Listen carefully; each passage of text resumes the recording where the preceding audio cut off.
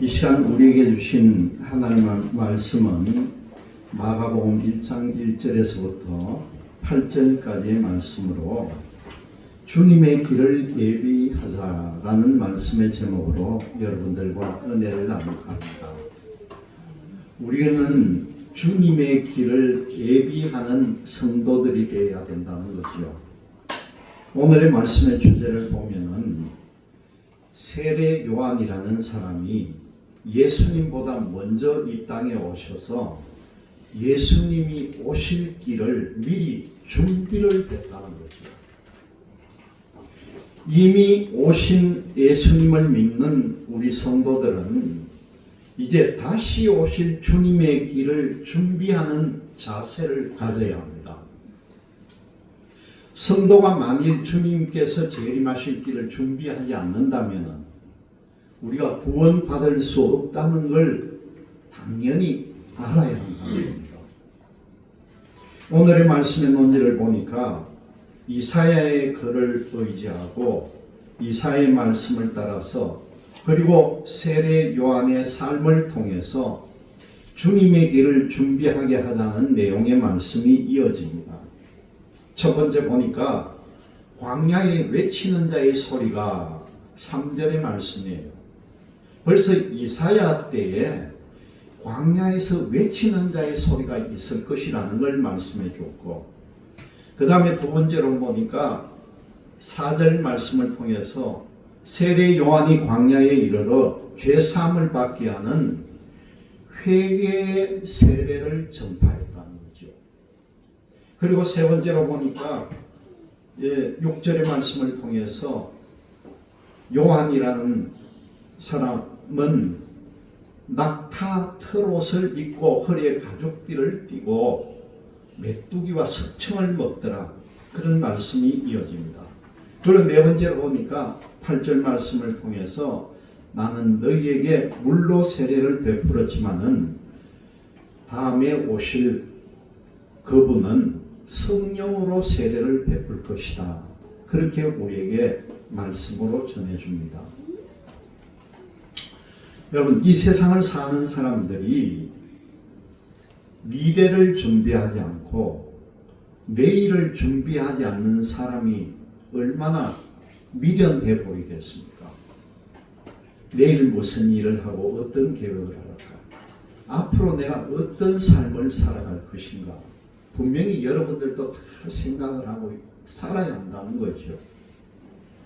만약에 우리가 아이들은 지금 이 시간 관계는 없지만은 1년, 2년 후를 내다보지 못하는 사람은 정말 어리석은 사람이다.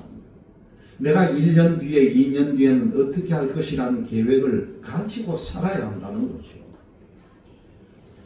더욱이 자신의 미래, 그리고 연세가 좀 있고 제 같은 경우에도 이제 앞으로 다가올 죽음까지도 준비를 해야 한다는 겁니다.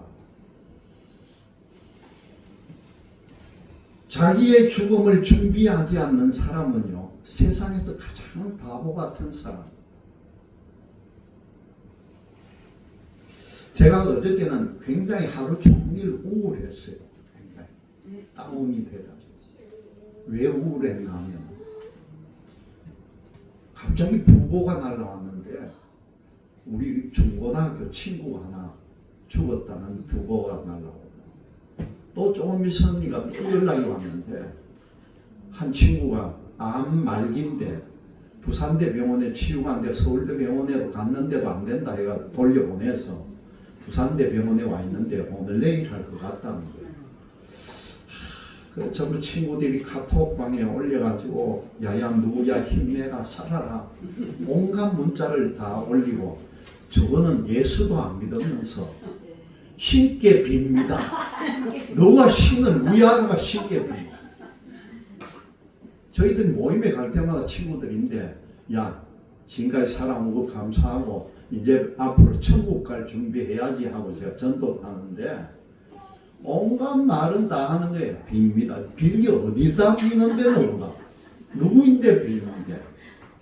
그것도 신은 뭐 한다고 들어가는 어느 신의 비노 너는? 그래서 제가 카톡에는 제가 목사의 입장이니까 생사화복은 하나님께 다 있는 것이니까 우리는 그냥 하나님이 주신 은혜로 잘 되기를 기원하고 기도하자. 그렇게만 이제 문자를 간단하게 올렸는데 이런 기회를 통해서라도 이 친구들이 변화가 되리라 나는 믿고 있는 거예요. 이제는 준비할 때가 됐다는 거죠. 우리는 어떻게 죽을지도 모르는데 언제 어떻게 죽을지도 모르겠는데 여러분 죽을 마음의 준비가 되어 있느냐는 겁니다. 여러분들은 우리 주님께서 언제 다시 이 땅에 오실는지를 모르는데 여러분들은 주님이 만약에 당장이라도 오신다면 그 주님을 맞이할 준비의 마음의 자세가 되어 있느냐는 거죠. 오늘 이 시간 이 문제를 좀 곰곰하게 생각하시면서 대림절의 이 말씀을 듣고 자기의 죽음과 또 만왕이신 주님을 맞게 준비하는 성도들이 되시기를 바랍니다. 이 오늘 말씀을 통해도 보면은요, 이 이스라엘 민족에게 하나님의 참다운 선지자가 끊긴 지가 400년이 지났다는 거예요. 이 말씀이 뭐냐고 하면은 구약 성경 말라기가 기록된 이후에 신약의 복음이 나타나기까지의 400년이라고 하는 암흑 기간이 있었다는 겁니다. 그때는 하나님이 어떤 선지자도 보내지 않고 누가 앞장서 가지고 하나님의 말씀을 증거하지도 않고 완전히 캄캄한 세상을 400년이나 보냈다는 거예요. 그러니까 이 나라가 어떻겠습니까? 국력은 땅에 떨어져서 쇠퇴하고 관리들은 타락하고 부정부패를 일삼고 나라가 큰 혼란에 빠진다는 거죠. 벌써 이때 이 나라는 이스라엘은 로마가 지배하는 로마 통치권에 들어간 식민지가 되었다는 겁니다. 그래서 이스라엘 백성들은 자기들이 기다리던 메시아가 나타나 주기를 간절히 기다리고 있었다는 거죠. 그런데 오늘 말씀이 있기 이전에 400년이라는 기간을 말했는데 벌써 그 전에 예수님이 오시기 700년 전에 누구냐고 하면 선지자가 이사야라는 사람입니다. 그때 이사야가 외친 말씀의 내용이 오늘 우리가 읽은 2절과 3절의 말씀이에요. 그때 이사야가 뭐라고 합니까? 보라 내가 내 사자를 내 앞에 보내노니 그가 너의 길을 준비하리라. 광야에 외치는 자의 소리가 있어 이르되 너희는 주의 길을 준비하라. 그의 오실 길을 곧게 하라. 그렇게 외칩니다. 그때 이사야의 말씀을 이때 마가가 인용을 하고 오늘 본문의 말씀으로 기록을 했다는 것이죠. 마침내 주님께서 오실 때가 되었다는 거예요. 그래서 사람들을 광야로 초대했다는 겁니다. 여기서 아주 중요한 말씀이 3절에 나와 있는 광야에 외치는 자의 소리. 이 광야라는 게 참 중요합니다. 여러분 이스라엘 땅 광야를 가보면 알지만은 얼마나 삭막한 사막이고 풀과 나무도 없고 황량하고 거친 들판이고 인적도 드문데 사람도 살지 않고 물도 없고 거칠고 메마르고 삭막하고 사람 살기에 험준한 곳이 바로 광야라는 겁니다. 그런데 왜 하필이면은 세례 요한이 사람들을 광야로 불렀느냐, 광야로 초청했겠느냐는 거죠. 여기에 영적인 중요한 의미가 있습니다. 왜 광야로 불렀을까? 여러분들은 이 말씀을 오해하시지는 마시기 바랍니다. 여러분 성도들이 주님을 만나기 위해서 지금 외형적인 광야로 나가야 한다는 말씀이 아니에요.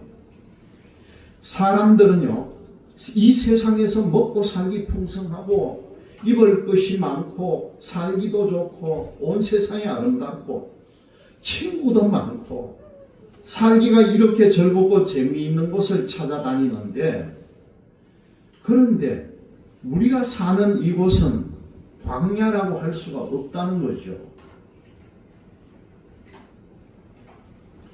미안하지만은 이런 곳에서는 다시 오시는 주님을 만날 수가 없다는 겁니다. 이런 환경에서는 주님을 만날 수가 없다는 거죠. 왜 그렇겠습니까? 세상 살기가 좋으니까 사람들의 마음에 주님을 찾지도 그리워하지도 않는다는 거예요. 우리 모두 광야로 나가서 3절 말씀에 나오는 대로 외치는 자의 소리를 들어야 합니다.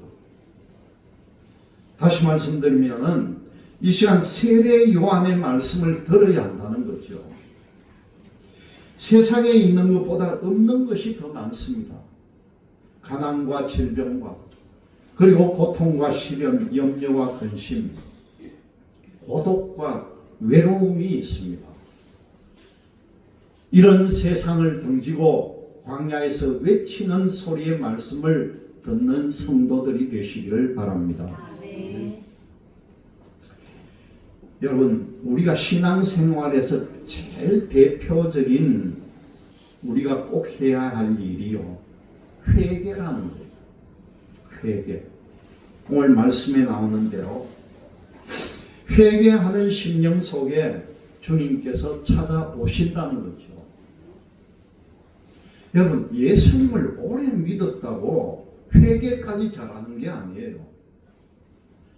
교회에 어떤 직분에 올라가고 어떤 내가 위치에 있다가 하더라도 사람들이 회개를 잘하는 게 아니라는 겁니다. 오히려 그 반대라는 거예요.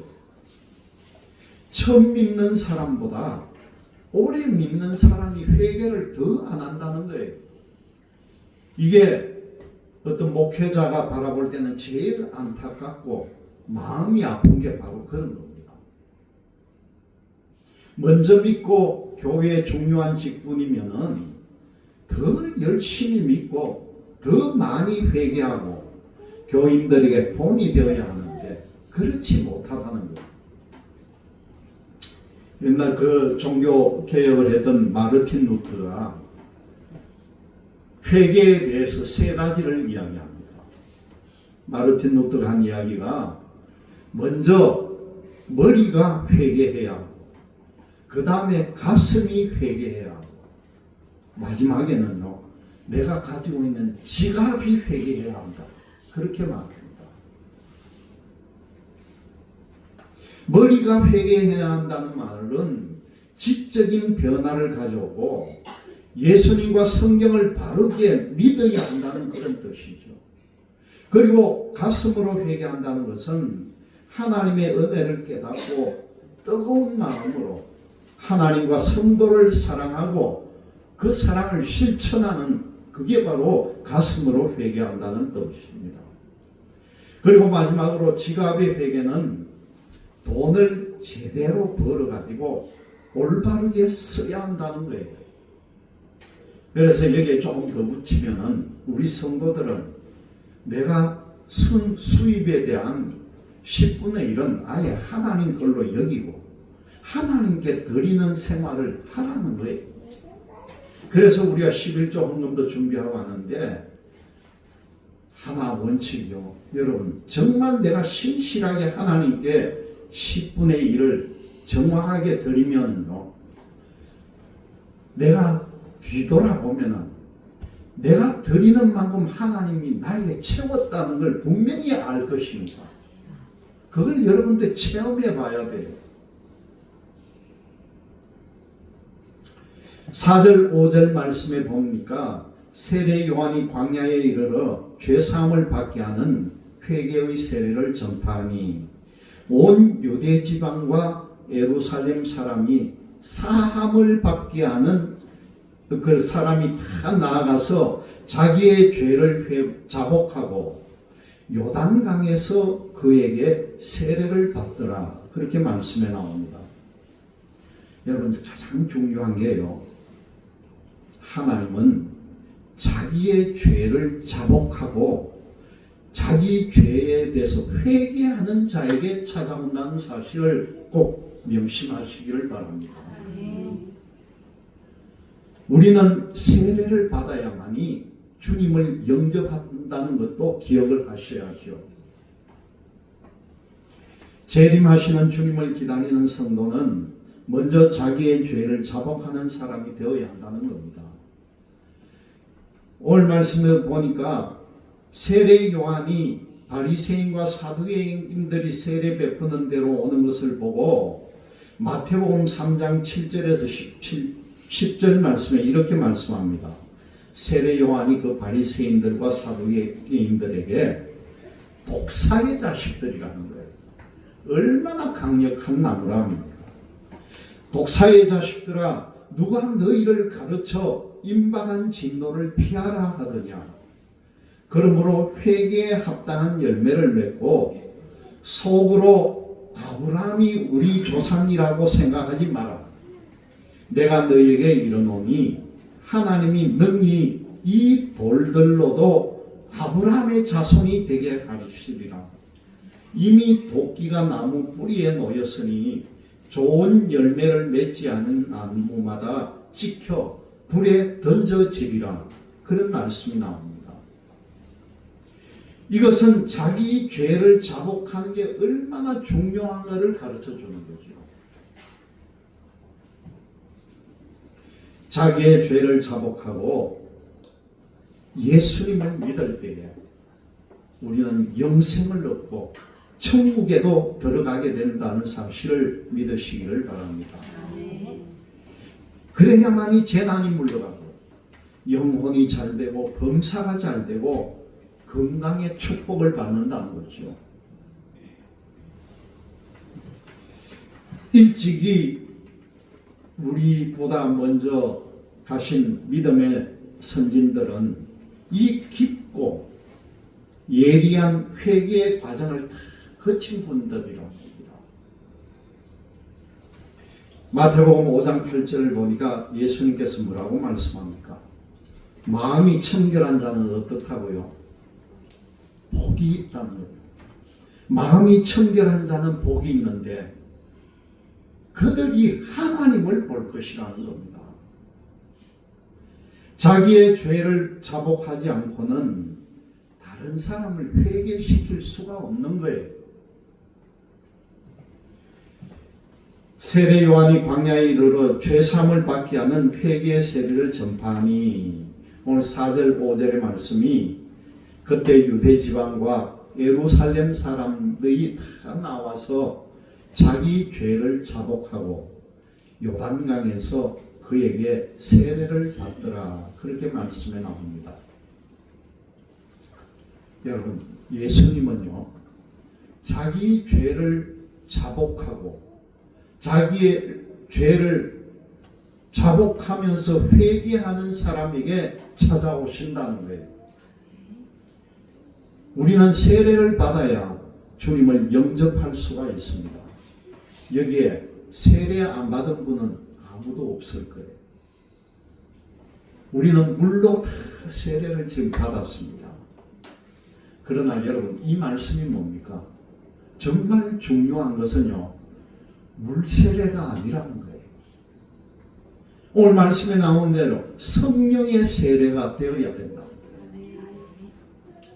성령의 불로 세례를 받고 지금까지 지은 모든 죄를 깨끗이 소멸시키고 완전히 새 사람으로 돌이켜 거듭난 성도가 되어야 한다는 겁니다. 그래야만이 다시 오시는 주님을 영접할 수가 있고 주님을 만날 수가 있다는 겁니다. 여러분, 사람이요, 회개했다는 증거가 어디에서 나타납니까? 회개는 우리가 마음속으로 하는 것이기 때문에 겉으로 드러나는 게 아니에요. 그런데 겉으로 드러나는 것이 있습니다. 그게 뭐냐고 하면은 회개를 잘하는 사람은요 겸손해진다는 거예요. 7절과 8절의 말씀을 보니까 그가 전파하여 이르되 나보다 능력이 많으신 이가 내 뒤에 오시나니 나는 굽혀 그의 신발끈을 풀기도 감당하지 못하겠노라. 나는 너희에게 물로 세례를 베풀었거니와 그는 너희에게 성령으로 세례를 베푸시리라. 믿습니까? 이 말씀은 세례 요한이 뒤에 오시는 예수님 앞에서 정말 자신이 겸손한 자세를 보여주는 거예요. 나는 아무것도 아니야. 나는 너희들에게 물로 이렇게 세례를 줬지만은 내 뒤에 오시는 분은 성령으로 너희에게 세례를 주는 분이야. 그렇게 간절하게 외치는 거예요. 물세례 정도가 아니라 불세례를 받아야만이 진짜로 거듭나서 겸손하게 되고 그리고 재림하시는 주님을 영접할 수가 있다는 겁니다. 그래서 중요한 게 뭡니까? 여러분, 성령의 세례. 한번 따라해보세요. 성령의 세례. 물론 우리가 인침을 받고 물로 세례를 벌써 받았지만은 이제 진짜 내가 성령 충만한 이 성령의 세례를 받아야 합니다. 지금까지 안 받아봤다면은 하나님 생각하고 예수님 생각하고 말씀 들으면서 찬양하면서 한 번이라도 눈물 흘린 경험이 있다면 아니면 제 말씀을 들으면서 감동을 하고 눈물이 났다면 여러분들은 성령을 받은 줄 믿고 나가시기를 바랍니다.